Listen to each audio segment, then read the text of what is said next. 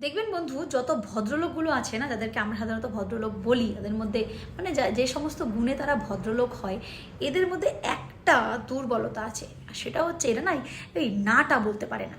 আর এই কারণেই এরা প্রচণ্ড সমস্যার মধ্যে পড়ে। আর যারা এদেরকে ইউজ করতে চায়, মানে এদের এই ভদ্রতাটাকে ব্যবহার করতে চায়, তারা একটা টেকনিক ইউজ করে, which is called intimidation technique.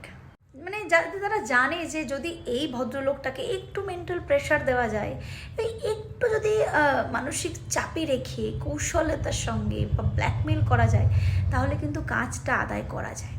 তাই অন্তত ভদ্রলোক বা হোক বা অভদ্রলোক, না বলাটা জানা আসা উচিত। আর এই কারণেই অনেক মানুষ আছে যারা যারা না বলতে পারেন না, তারা ভেতরে ভেতরে প্রচণ্ড কষ্ট পান, কারণ তাদের সেই কাজটা করার ইচ্ছাই নেই, মন থেকে চায় না, কিন্তু ওই যে দুর্বলতা, না বলতে পারছে না, তাই জোর করে কিন্তু কাজটা করতে হয়। তারা ভেতরে ভেতরে প্রচণ্ড রিগ্রেট ফিল করে, প্রচণ্ড কষ্ট পায়।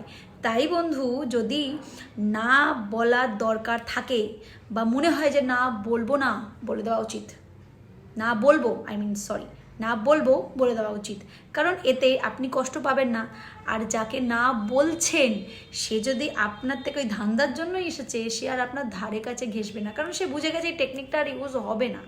তাই ভদ্রলোক হওয়াটা অন্যায় নয়, কিন্তু দুর্বলতা থাকাটা কিন্তু কষ্টের।